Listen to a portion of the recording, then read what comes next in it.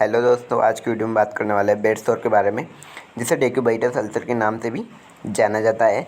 तो क्या होता है ये, इसके क्या कारण होते हैं, इसके क्या साइन सिम्टम्स देखे जाते हैं तथा इसका रोकथाम कैसे किया जाता है तथा इसका ट्रीटमेंट कैसे किया जाता है, उन सभी के बारे में अपन आज की वीडियो में बात करते हैं। बहुत ही इंपॉर्टेंट क्वेश्चन है जो कि हर साल पूछा जाता है। तो इसकी डेफिनेशन क्या है, तो बिस्तर घाव को प्रेशर सोर यानी दबाव घाव भी कहते हैं। ठीक है, जो रोगी के लंबे समय तक बिस्तर पर लेटे रहने या बैठे रहने की स्थिति में पैदा होते हैं, यानी जो पेशेंट रहता है उसके लंबे समय तक बिस्तर पर लेटे रहने या बैठे रहने की स्थिति में पैदा होते हैं। लंबे समय तक रोगी के शरीर पर किसी वजह से किसी भी जगह ज़्यादा दबाव यानी प्रेशर लगने से उस जगह पर ब्लड सप्लाई यानी रक्त संचार कम हो जाता है और वहाँ ऊतकों यानी टिश्यूज़ की मृत्यु हो जाती है। इस कारण वहाँ घाव यानी शोर बन जाता है, जिसे दबाव घाव या प्रेशर शोर या बिस्तरी घाव कहते हैं, यानी बेड शोर कहते हैं। यानी जब कोई पेशेंट लंबे समय तक एक ही पोजीशन में लेटा रहता है, तो जिस पोजीशन में वह लेटा रहता है तो वहाँ पर जो दबाव वाला जो क्षेत्र होता है वहाँ पर प्रेशर लगने की वजह से ब्लड सप्लाई कम हो जाती है, और ब्लड सप्लाई कम हो जाती है तो वहाँ पर जो टिश्यूज़ होते हैं दबाव वाले स्थान पर वो धीरे धीरे नष्ट हो जाते हैं और वहाँ पर घाव बनना स्टार्ट हो जाता है, और उसे ही प्रेशर सोर या बिस्तर घाव कहा जाता है। यानी लंबे समय तक जब कोई पेशेंट एक ही स्थिति या पोजीशन में लेटा रहता है तो वहाँ पर दबाव वाले जो क्षेत्र होता है वहाँ पर ऑक्सीजन सप्लाई तथा ब्लड सप्लाई कम हो जाती है तथा वहाँ पर धीरे धीरे टिश्यूज़ नष्ट होना स्टार्ट हो जाते हैं तथा वहाँ पर घाव बन जाता है, जिसे बेड सोर या डेक्यूबाइटस अल्सर कहा जाता है। ठीक है, अब बात करते हैं इसके क्या क्या कारण होते हैं, यानी कॉजेज ऑफ प्रेशर सोर। इसकी क्या क्या कॉजेज देखे जाते हैं, तो मुख्य 4 कॉज देखे जाते हैं। वो है प्रेशर यानी दबाव, दूसरा है फ्रिक्शन रगड़, तीसरा है नमी मॉइस्चर, चौथा है खिंचाव यानी सर। ठीक है, तो प्रेशर क्या कैसे होता है देखते हैं। बिस्तर घाव का मुख्य एवं प्राथमिक कारण होता है दबाव का माना जाता है या दबाव होता है, क्योंकि जब दाब बिंदु पर लंबे समय तक दाब पड़ता है तो उस बिंदु पर ब्लड सप्लाई यानी रक्त संचार कम हो जाता है, जिसके परिणाम स्वरूप उस बिंदु पर कोशिकीय मेटाबॉलिज्म कम हो जाती है और धीरे धीरे वहाँ के ऊतक नष्ट होने लग जाते हैं और घाव बनना शुरू हो जाता है। ज़्यादा दबाव के कारण गद्दे का सख्तपन, रोगी के शरीर की गलत पोजीशन तथा अचेतन रोगी यानी अनकॉन्शियस पेशेंट का लंबे समय तक एक ही पोजीशन में लेटे रहना हो सकता है।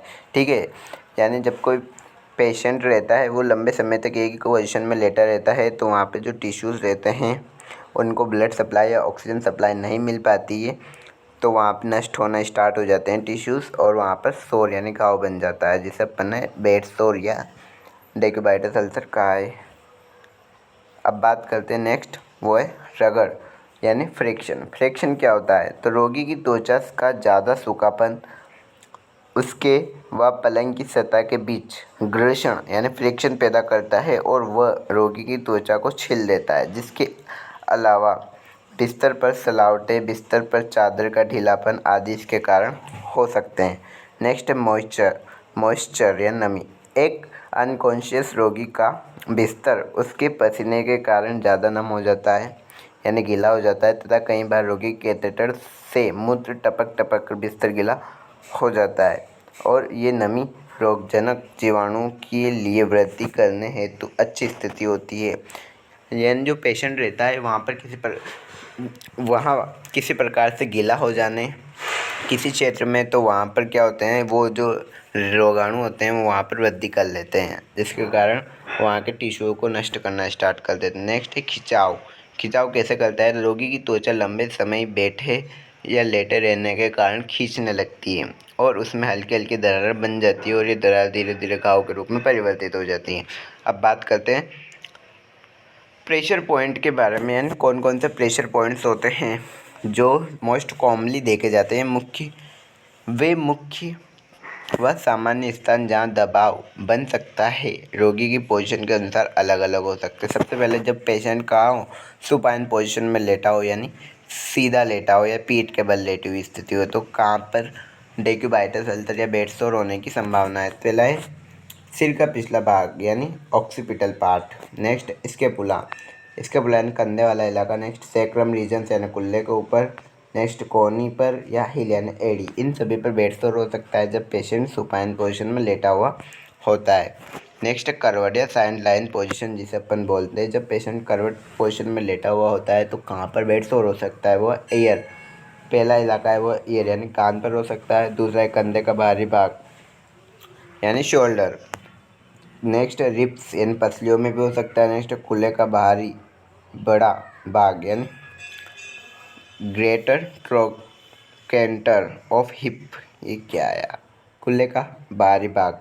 नेक्स्ट है घुटने का एक ओर का और पिछला भाग। घुटने का एक ओर का पिछला भाग यानी साइड वाला पोर्शन। नेक्स्ट है टखने का ऊपरा भाग।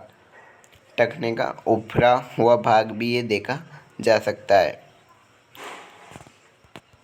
बेड सोर। नेक्स्ट बात करते हैं सी, छाती के बल लेटी हुई स्थिति में यानी प्रोन पोजीशन में यानी उल्टा लेटा हुआ स्थिति में कहाँ पर देखने को मिल सकता है, तो ईयर कान में देखने को मिल सकता है। चिक्स यानी गाल। नेक्स्ट एक्रोमेन प्रोसेस अंशकुट पर। जिसे नेक्स्ट चेस्ट एंड छाती पर। नेक्स्ट जेनाइटल्स और नी एंड फिंगर्स की वाली जगह पर ये बेड सोर देखा जा सकता है। अब इसके बात करते हैं रिस्क ग्रुप के बारे में। तो ये किस किस में होने की इसकी संभावनाएं ज़्यादा होती है, तो ओडिमा ऑन पेशेंट्स बॉडी यानी शरीर में सूजन की उपस्थिति। जब कोई पेशेंट है उसके शरीर पर सूजन आ रहा है तो उसमें देखा जा सकता है। नेक्स्ट मोटापा वाले पेशेंट में। नेक्स्ट अनियमित रक्त संचार वाले पेशेंट में। नेक्स्ट डिहाइड्रेशन जिसमें पानी की कमी होती है उस पेशेंट में। नेक्स्ट अनकॉन्शियस पेशेंट में जो कि एक ही स्थिति में लेटा रहता है। वे रोगी जिनमें नाक में से ट्यूब लगी हो तथा ऑक्सीजन मास्क लगा हो, तो ऐसे कंडीशन में वो करवट नहीं ले सकता है, तो हिल डुल नहीं सकता है, तो प्रेशर वाले दबाव पर प्रेशर पड़ता है। ठीक है। मरीज के शरीर में असामान्य व अत्यधिक बॉडी डिस्चार्ज निकलते हो ऐसी कंडीशन में। नेक्स्ट मधुमेह के रोगी और फ्रैक्चर व न्यूरो के रोगी जैसे पैरालिसिस, ये सारे रिस्क ग्रुप होते हैं बेड सोर। इनमें होने की संभावनाएं अत्यधिक होती है। अब बात करते हैं स्टेजेस ऑफ बेड सोर। बेड सोर की निम्न मुख्य रूप से 4 स्टेजेस होती है जो कि बहुत ही ईजी है। रोगी की त्वचा लाल लाल हो जाती है।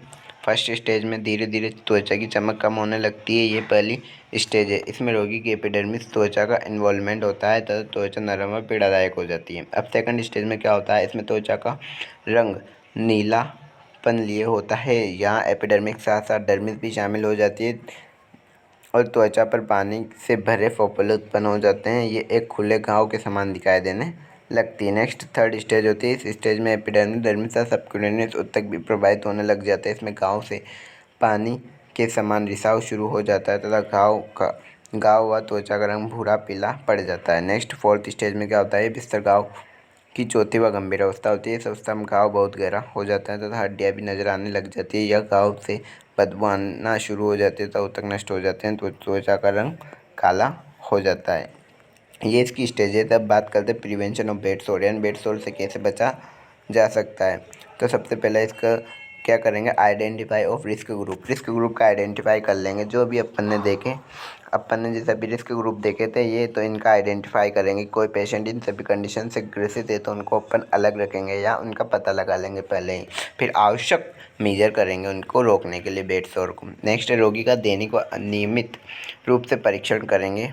रोगी को साफ रखें व बिस्तर को सूखा रखें। हमेशा बिस्तर को साफ रखें। किसी प्रकार की सलावट या नमी बिस्तर पर नहीं होनी चाहिए।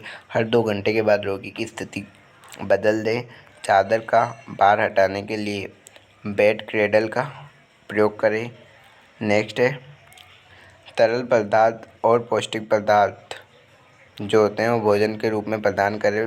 पेशेंट को आवश्यकता हो तो रोगी के उबार वाले क्षेत्र व दाब बिंदु पर दबाव को कम करने हेतु एयर कुशन्स व हवा के छल्ले आदि का उपयोग करें जिससे प्रेशर ज़्यादा ना हो तथा वहाँ का ऊतक नष्ट ना हो। रोगी को व्यायाम और हिलने डुलने के लिए प्रोत्साहित करें जिससे अपन रूम एक्सरसाइज भी कर सकते हैं। नेक्स्ट ट्रीटमेंट ऑफ बेड सोर यानी बेड सोर के मरीज का ट्रीटमेंट कैसे किया जाता है।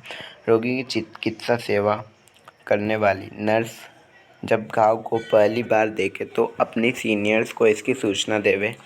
हर 2 घंटे बाद रोगी की स्थिति बदलते रहें। यदि रोगी की पोजीशन बार बार बदलना संभव ना हो तो दाब को कम करने वाले उपकरण जैसे एयर कुशन्स, एयर मैट्रेस का आदि का उपयोग करें। रोगी की त्वचा पर संक्रमण रोकने हेतु जिंक ऑक्साइड का मरहम लगाए हुए क्षेत्रों को साफ रखने हेतु लवण घोल का उपयोग किया जा सकता है। घाव को ठीक करने हेतु उपाय कौन कौन से हैं, तो घाव के गहरे गड्ढे में दानेदार चीनी के दाने डाले जा सकते हैं वहाँ पर, इससे वो घाव भरने में आसानी हो।